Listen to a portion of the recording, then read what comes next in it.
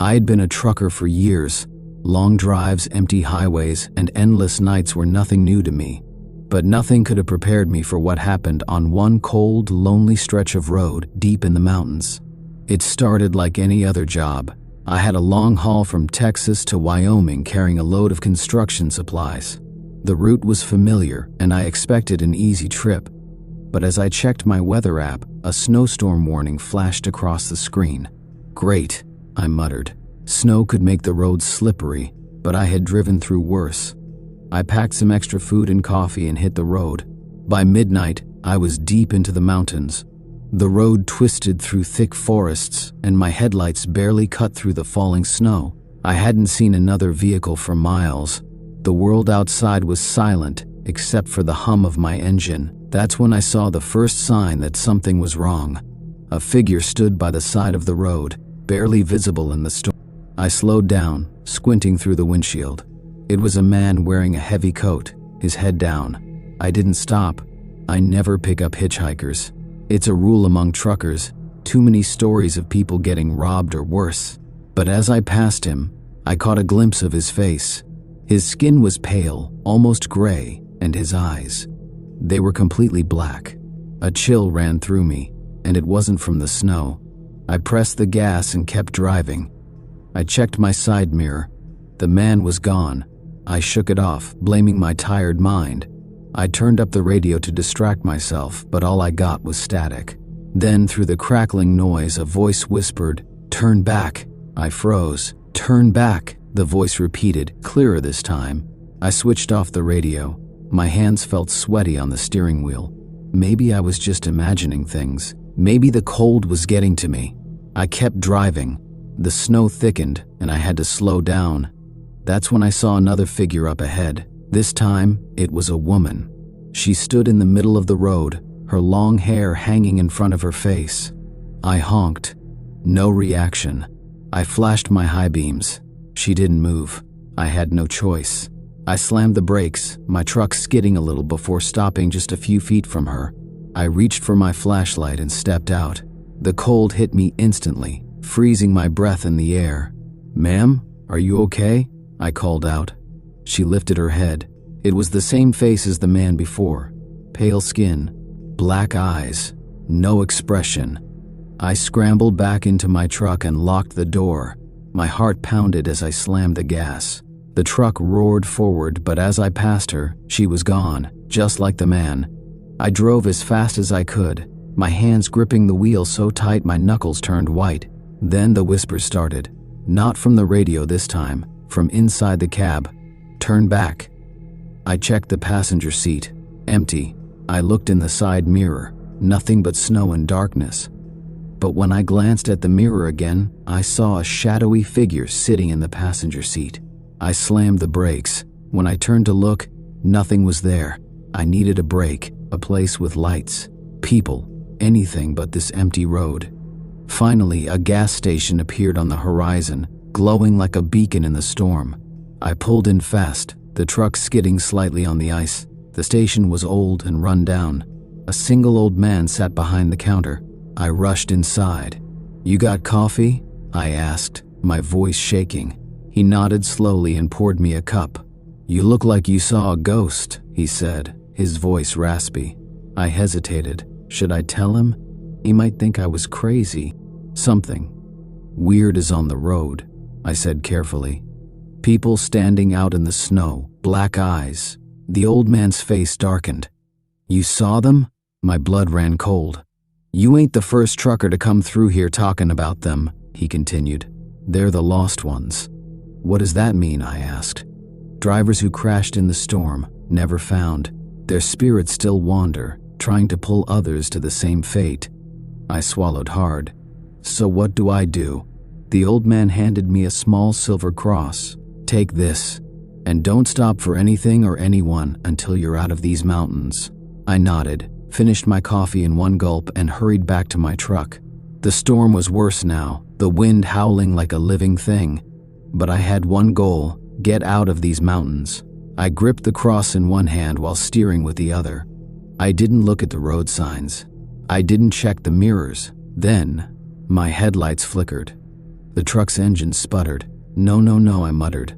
The whispers returned louder now. Turn back. Join you us. Through the windshield I saw them. A whole crowd of pale figures standing in the snow blocking the road. I pressed the gas. Straight through them. They didn't move, but as I hit them, they vanished into smoke. The truck roared forward, the engine suddenly fine. My headlights burned bright again, and just like that, I was out of the mountains. I didn't stop driving until I reached the next town. I parked at a busy truck stop surrounded by people, lights, and noise. I never took that route again, and I never, ever stopped for strangers in the snow. I stayed at the truck stop for a few hours, shaking off the fear. I kept looking over my shoulder, half expecting to see those pale faces in the crowd, but there were only other truckers, travelers, and workers going about their business. I told myself it was over, but it wasn't. As I reached into my pocket for some change to buy another coffee, my fingers brushed against something cold. The silver cross. The old man at the gas station had given it to me. I pulled it out, holding it tightly. That little piece of metal had made me feel safe back on the road. Now, in the warm, busy truck stop, it seemed unnecessary. Then I noticed something else in my pocket, a receipt from the gas station, but the paper was blank. Confused, I flipped it over. No price, no details, no ink, just a scrap of paper. I frowned. That wasn't right. I clearly remembered the old man handing me my change. I clearly remembered the coffee. I checked my phone, looking for my transaction history. Nothing. No record of stopping there. I shivered, suddenly feeling cold again despite the heater blasting inside the truck stop. Had I really stopped there? Or had I imagined the whole thing? I decided I had to sleep. I found a spot in the truck stop parking lot, locked my doors, and climbed into the sleeper cab. I didn't think I'd be able to rest, but exhaustion hit me hard. My body ached from gripping the steering wheel so tightly. My eyelids were heavy. I was asleep within minutes. And then the nightmare started. I was back in the mountains. The storm raged around me, wind screaming like a living thing. I was outside my truck, standing in the snow, and they were there. A ring of them, the lost ones. Their black eyes locked onto mine. Their mouths opened in silent screams. They stepped closer, their frozen hands reaching for me. I couldn't move. Then I heard a whisper, not theirs, mine. I was whispering over and over, turn back, turn back, turn to back. I woke up gasping, drenched in sweat. My heart pounded in my chest. But the worst part? My truck door was unlocked. I didn't sleep again that night. Instead, I sat in the driver's seat, gripping the silver cross, staring out at the empty parking lot. My radio was off. My CB was off. But at exactly AM, the radio crackled to life on its own. Static. And then, a whisper, see you soon. I yanked the power cord out of the radio. It went silent. Days passed. I tried to put it behind me, but something was off. It was little things at first. A chill in the cab, even with the heater on. The feeling of being watched. The occasional flicker of my headlights when I drove at night. Then, one evening, as I parked at a rest stop, I checked my mirrors, and there, standing just behind my truck, was a pale figure. Black eyes, expressionless face. I turned my head to look directly. Nothing was there, but in the mirror, it remained, watching, waiting. I eventually told another trucker about what had happened. He was an older guy, been on the road for decades. When I finished my story, he just nodded grimly. "You're not the first," he said. He went on to explain that there's an old legend among truckers. Some roads are haunted. Some spirits don't just want to scare you, they want a new driver to join them. They pick someone, he said, his voice low, and once they mark you, they don't just go away. I swallowed hard. So what do I do? He sighed. Most drivers just keep moving. Never stay in one place too long. Never let them catch up. I thought about that. About the whisper on the radio. See you soon. I haven't taken that mountain route again. But some nights, when I'm driving alone on a dark stretch of highway, I check my mirrors, and sometimes, just for a second, I see them, still waiting, still watching, still whispering. I have been a truck driver for years, and I've seen my fair share of strange things on the road, but nothing compares to the nightmare I faced one cold, lonely night on Highway 89. I had picked up a long-haul delivery from Kansas City to a small town in Nevada. The route was mostly highways, with stretches of empty road cutting through dark forests and endless fields. The job seemed simple: drive, deliver, and get home. But fate had other plans. I started my trip in the late afternoon, cruising down the highway as the sun dipped below the horizon. Everything felt normal until I hit a long stretch of road with no streetlights, just the darkness pressing against my truck. Around midnight, I noticed something odd. My CB radio crackled with static. Then a faint voice whispered, "Turn back." I frowned. Maybe another trucker was messing around, but the voice had an eerie, breathy tone. "Who's this?" I asked. Silence. Then the static returned, louder this time, like something was trying to come through. I shook it off, thinking it was just bad reception, and kept driving. An hour later, my headlights cut through the dark, revealing something up ahead. A figure stood by the side of the road, wearing an old tattered jacket. He didn't wave or signal, just stood still, facing my truck as I approached. I slowed down out of instinct, but a deep unease settled in my gut. His face was hidden under the hood, but something about him felt wrong. As I passed, I risked a quick glance at my side mirror. The man was gone, just like that, vanished into thin air. A chill ran down my spine. I stepped on the gas, wanting to get as far away as possible. About 10 miles later, my CB radio crackled again. This time the voice was clearer. "You shouldn't be here." I grabbed the mic. "Who is this?" No answer. But suddenly, my headlights caught something in the distance. Taillights. Another truck was ahead of me, driving at a steady pace. Relieved, I decided to catch up, hoping to have some company on this eerie road. I blinked my headlights at the truck, signaling for a friendly honk. Nothing. I switched lanes to overtake it, but as I pulled up beside it, my breath caught in my throat. There was no driver. The truck was moving on its own. The cab was empty, the wheel unmoving, but the truck stayed on the road as if controlled by an invisible force. My hands tightened on the steering wheel. This wasn't possible. Suddenly, the ghost truck's headlights flickered, and it swerved violently toward me. I yanked my wheel, barely avoiding a collision, my tires screeching as I veered onto the shoulder. My truck shuddered, but I managed to regain control, heart pounding. When I looked back, the phantom truck was gone. I kept driving, my nerves on edge. The road stretched endlessly, the darkness growing thicker around me. Then, out of nowhere, I saw a sign, "Welcome to Black Hollow, population 312," that didn't make sense. I knew this route well, and there was no town called Black Hollow on the map. Yet, as I drove forward, the road led me straight into a small town. Dim streetlights flickered, and the buildings looked old, abandoned. I pulled into an empty gas station, stepping out to check my map. The wind howled through the empty streets, and I felt like I was being watched. Then I saw them, figures standing in the shadows, dozens of them. Their faces were pale, their eyes hollow, all staring at me without moving. I stumbled back into my truck and locked the doors. My hands trembled as I tried to start the engine. Click. Nothing. The figures started moving, slow and deliberate, creeping closer. I turned the key again. The engine roared to life. Without thinking, I floored it, tires screeching as I sped out of that cursed town. I drove for miles, my heart pounding, but no matter how far I went, I kept seeing the same sign. "Welcome to Black Hollow, population 312." I was trapped.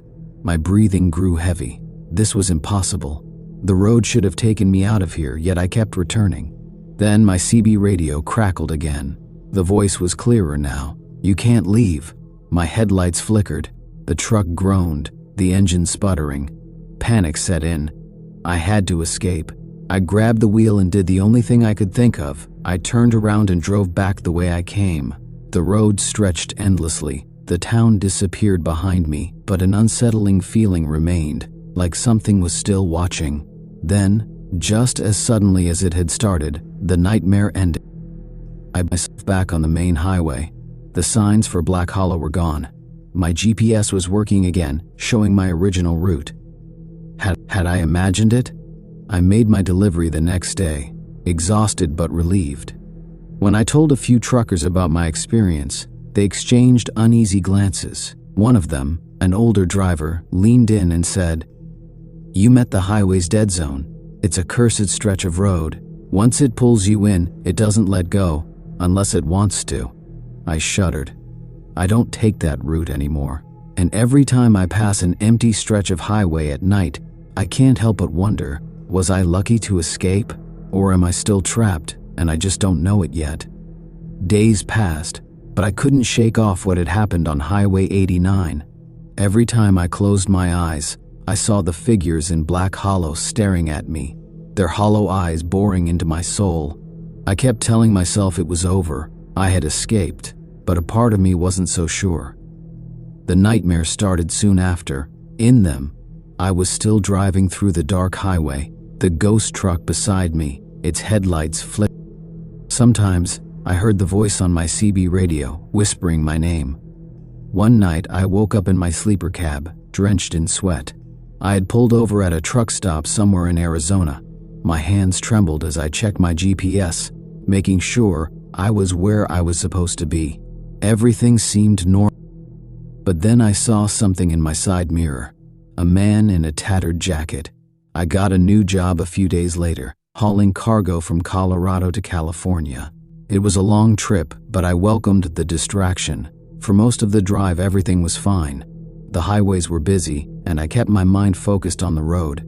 But as night fell, I hit another isolated stretch of road, the kind where it's just you, the truck, and the darkness. That's when my CB radio crackled again. "Still but there, trucker?" My breath caught in my throat. The voice was different this time, rough, almost amused. I hesitated before answering. "Who is this?" Static. Then a deep chuckle. "You already know." I gripped the wheel tightly, my pulse quickening. This couldn't be happening again. A moment later, my headlights caught something ahead. Another. "Welcome to Black Hollow. Population 312. I slammed the brakes, my heart nearly stopping. No, this wasn't possible. I had checked my GPS, it had said nothing about Black Hollow. Yet here it was, the same flickering streetlights, the same eerie silence, the same gas station. And then I saw them, the figures. They stood in the same positions as before, waiting. I shifted my truck into reverse, ready to back out, but my gear stick wouldn't move. My truck wasn't responding. Then the worst thing happened. The passenger door unlocked. Cold air rushed in as the door creaked open. I turned my head slowly, my body frozen in terror. A man climbed inside. He wore the same tattered jacket as before, his hood shadowing his face. But this time I saw his hands, pale, bony fingers covered in dirt. He turned his head toward me, and my stomach twisted in fear. His face was not human.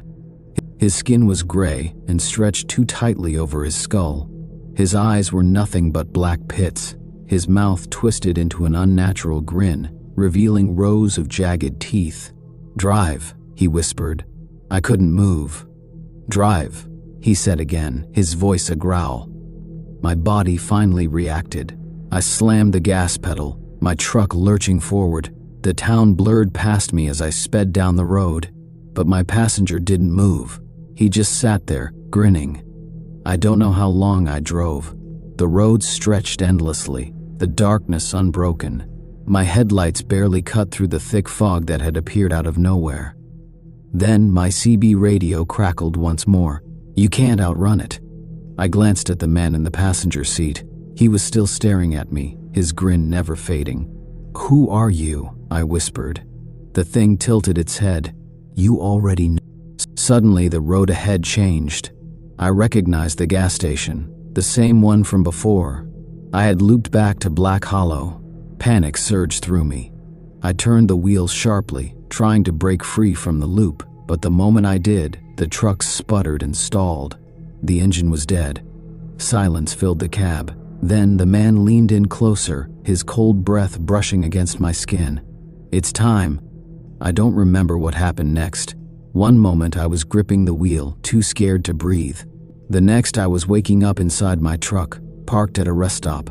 The sun was rising. My truck was running, but my fuel gauge showed empty, despite me having a full tank before the night started. I checked my GPS. No sign of Black Hollow. No evidence it had ever existed. But something was different.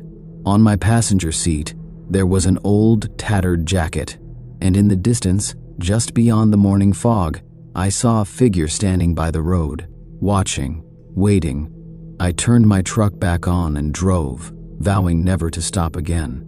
But deep down, I knew I'd never really left, and one day, the road would take me back. Weeks passed, but the nightmares never stopped. No matter where I drove, I felt like something was watching me. Every now and then I caught glimpses of the figure in my side mirror or standing by the road. It never moved, never chased me, it just waited. I started avoiding night drives, sticking to busy routes with plenty of truck stops, but deep down, I knew it wouldn't matter. One night, as I parked at a rest stop in Texas, I noticed something strange. My GPS had a saved location, Black Hollow. I hadn't entered it. My hands shook as I deleted it, but when I checked again, it was back. The road wasn't done with me. My next trip took me through the Arizona desert.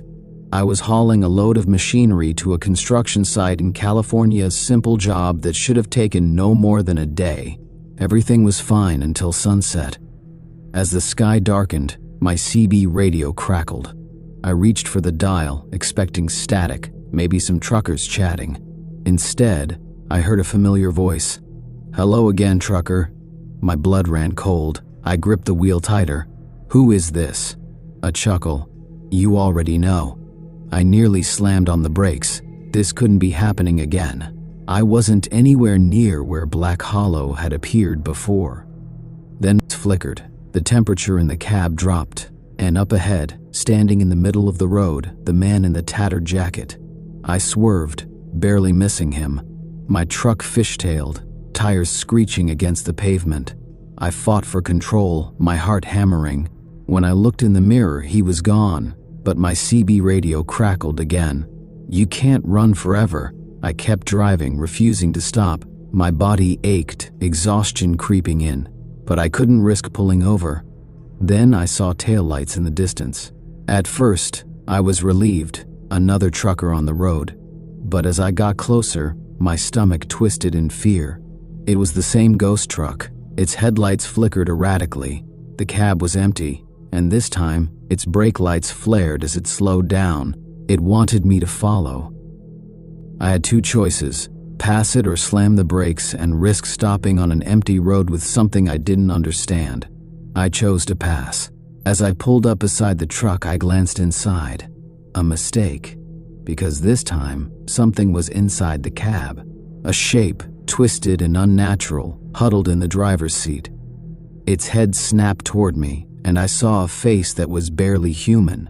Black eyes, a gaping mouth filled with sharp teeth, and skin that looked like it had been stretched too thin. It grinned. Then the ghost truck swerved into me. I barely had time to react. My truck slammed against the guardrail, tires screeching. Sparks flew as metal scraped against metal. For a second, I thought I was going to die. Then, the ghost truck vanished, just like that. 1 second, it was there, forcing me off the road. The next, I was alone, the empty highway stretching endlessly ahead of me. I finally reached my destination in California, but I was shaken. My boss noticed and asked if I was okay. I lied and said I was just tired. That night, I checked my truck over, looking for damage from the crash. There was none. No dents, no scrapes, nothing to prove what had happened. But on my passenger seat, there was something new. A note, written in red ink, "Next time you won't escape." I burned the note, but it didn't matter. I knew the truth. The road wasn't done with me. And one day, Black Hollow would call me back. I tried to move on. I told myself it was over, that I had escaped Black Hollow for good. But deep inside, I knew the road wasn't done with me. Every trip felt like a gamble. Every dark highway, every stretch of empty road, I expected to see the man in the tattered jacket or the ghost truck lurking in my mirrors. I stopped using my CB radio. I avoided night drives. I even considered quitting trucking altogether. But the road had other plans. One evening, I took a short-haul job, delivering supplies to a warehouse just a few hours away. It was supposed to be simple, but an hour into the trip, my GPS flickered, recalculating. I glanced at it, frowning. There was no reason for a reroute. The highway was clear, but when I looked back at the road, the sign was there. Welcome to Black Hollow, population 312. I slammed on the brakes, my entire body frozen in fear. This was impossible. I hadn't taken a wrong turn. I hadn't followed any strange roads. Yet, I was here. The town looked the same. The gas station, the dim street lights, the figures standing in the shadows, waiting. A man.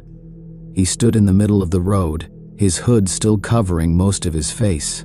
But this time, I knew what lay underneath. I put the truck in reverse, ready to get the hell out. But the engine died. The CB radio crackled to life one last time. Welcome back, trucker. I tried to move, to reach for the door, to do anything, but I couldn't. My hands were locked on the wheel, my body paralyzed. The man in the tattered jacket took slow, deliberate steps toward my cab. I knew, without a doubt, that this time, I wasn't getting away. As the figures emerged from the darkness, their hollow eyes staring into me, the headlights of my truck flickered and went out. And the last thing I heard, before the world went black, was the voice on my CB radio whispering, "You're finally home." I have been a trucker for over 10 years. I have seen a lot of strange things on the road, but nothing like what happened to me that night. It was a long haul, and I had to drive through a lonely highway in the middle of nowhere. The road stretched endlessly, and the only lights were my headlights and the occasional flickering streetlight. It started like any other night. My cargo was loaded, and I had to deliver it by morning. I checked my fuel, tires, and everything else before starting the journey. The night air was cold, and the road was almost empty. Just me, my truck, and the long highway ahead. I turned on the radio, but all I got was static. Strange, I thought. Usually there would be some country music or talk shows, but that night, there was nothing. Just dead silence. I shrugged it off and kept driving. About an hour into my trip, I saw a figure standing by the side of the road.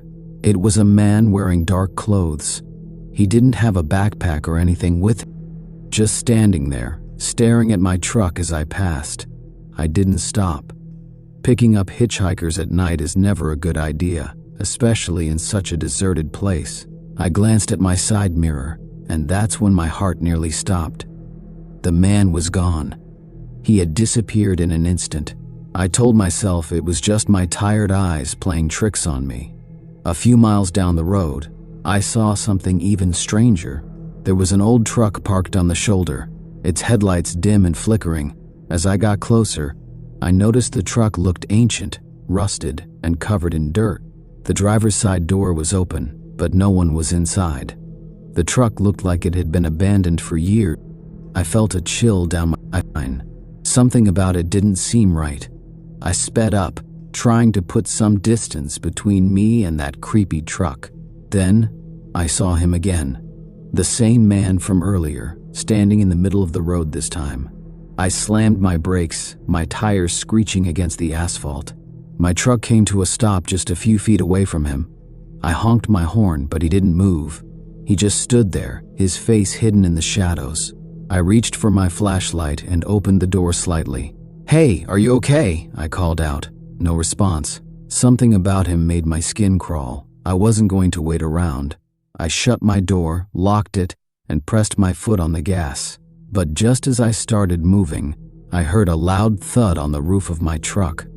Something had landed on top. I panicked. My hands gripped the wheel as I tried to stay calm. I could hear the sound of heavy footsteps walking along the roof. Slow, deliberate steps. I floored the gas pedal. The truck roared forward, picking up speed. Whatever was up there didn't fall off. The footsteps continued. Then, the worst part happened. A pale, bony hand slammed against my windshield. Long fingers with sharp nails scraped against the glass. My heart pounded as I stared at the hand. Then slowly, a face appeared. It was the man. But now, his face was distorted, his eyes hollow and dark, his mouth stretched into an unnatural grin. I screamed and swerved the truck violently. The thing lost its grip and rolled off the side, disappearing into the darkness. I didn't stop. I drove as fast as I could, my hands shaking on the wheel. After what felt like an eternity, I finally saw a rest stop ahead. I pulled in, parked my truck, and jumped out, my body still trembling. I checked the roof, the windshield, and the sides. Nothing. No scratches, no dents, no sign of what had just happened. I rushed inside the diner, my face pale. The old man behind the counter looked at me with concern. "You okay, son?" he asked. I nodded, though I didn't feel okay at all. I ordered a coffee and sat down, trying to calm myself. That's when I overheard a conversation between two truckers sitting nearby. "Did you hear? Another driver disappeared last night en route. Same story as before?" the other trucker asked. "Yeah. His truck was found abandoned, but he was gone. No signs of a struggle, just vanished." I swallowed hard. My hands shook as I held my coffee cup. I didn't know what was out there on that highway, but I knew one thing for sure: I was never taking that route again. I sat in that diner for over an hour, sipping my coffee with shaky hands. My mind kept replaying what had happened on the highway. The figure, the footsteps on my roof, that pale, grinning face on my windshield. It wasn't a dream. I knew that much. The two truckers at the other table kept talking. "They say the highway's cursed," one of them muttered, lowering his voice. "Drivers go missing, trucks abandoned in the middle of the road. No sign of them anywhere." The other trucker scoffed. "Cursed? Come on, man. There's gotta be a real reason.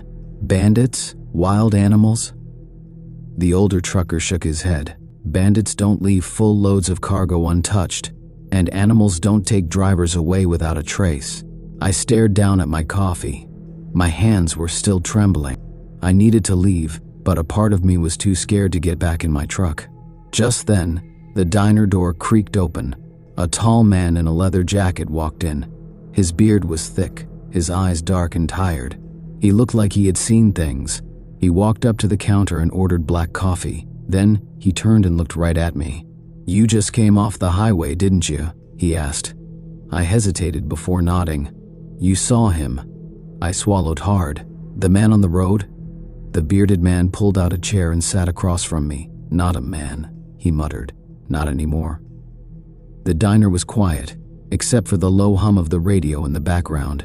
The air felt heavy. "What do you mean?" I asked. He sipped his coffee. "I've been driving these roads for over 20 years. I've seen that thing more than once. Some say he was a trucker, long ago. Had a bad crash on this highway. His truck caught fire, burned him alive. They say he never left. Now he walks the road, looking for something." I felt a chill crawl up my spine. "Looking for what?" The man's tired eyes locked onto mine. "A way back." I didn't know what to say. It sounded like a ghost story, but I had seen him. I had felt his presence on my truck. This wasn't just some old legend. "What happens if he catches you?" I whispered. The man leaned in slightly. "No one knows, because the ones he catches, they never come back." Silence. The air in the diner felt colder than before. I stood up, throwing some cash on the table. "I need to go." The man nodded. "Avoid the highway. Take the back roads. It's longer, but safer." I didn't need to be told twice. I climbed back into my truck, my heart still pounding. The diner's neon sign flickered in my rearview mirror as I pulled out of the parking lot. I wasn't taking that cursed highway again. No way. I checked my GPS and found a detour. It added a couple of hours to my trip, but I didn't care. I just wanted to get away. For the first hour, everything was fine. The road was quiet but peaceful. No strange figures, no abandoned trucks, no ghostly hands on my windshield. I started to relax. Maybe I had escaped whatever that thing was. Then, my radio crackled to life. At first, it was just static. Then a voice. "Where are you going?" My blood turned to ice. I turned the radio off, but the voice continued, whispering, even though the radio was silent. "You can't run forever." I gripped the wheel so hard my knuckles turned white. My headlights illuminated the road ahead, but something was wrong. The road looked different. The trees on either side were twisted, their branches unnaturally long, reaching toward the road like clawed fingers. The sky was darker than before, an inky blackness that seemed to swallow the stars. I checked my GPS. The screen was frozen. The road on the display wasn't moving.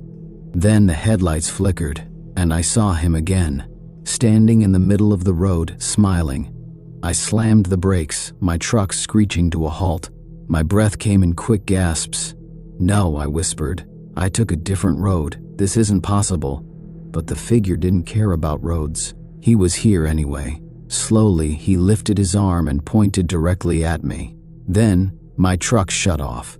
Everything went black. Panic set in. I fumbled with the keys, trying to restart the engine. Nothing. The truck was dead.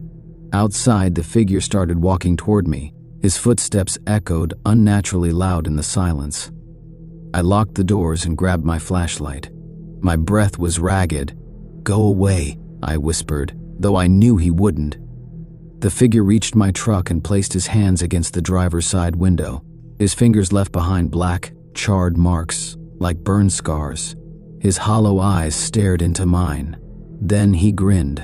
A whisper filled the air, coming from everywhere and nowhere. "You're almost home." Then, bang! Something slammed into my truck from behind. The whole vehicle shook. I looked in my side mirror. Another truck was behind me, but it wasn't just any truck. It was the same abandoned one I had seen earlier. Its rusted frame, its dim flickering headlights, it had followed me. The whispering got louder. The figure outside my window started climbing the side of my truck, his fingers digging into the metal like it was soft clay. I had to move. Now. I twisted the key over and over, praying for my truck to start. "Come on, come on." The figure reached the roof again. I could hear his footsteps above me. Then, miraculously, the engine roared to life. Without thinking, I floored the gas pedal. My truck lurched forward, tires screeching against the pavement. The thing on my roof held on for a moment before losing its grip and rolling off the side. I didn't stop. I didn't look back. I just kept driving. I drove for hours. The road slowly returned to normal. The trees looked right again, the sky lightened, and the whispers faded. At some point, the radio started playing music again. It was over. By the time I reached the next town, dawn was breaking. I pulled into a truck stop, parked, and just sat there, breathing heavily. I checked my truck. There were burn marks on the driver's side window, scratches on the roof. It was real.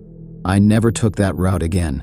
I avoided it for the rest of my career, but sometimes, late at night, when I'm driving, I swear I still hear the whispers.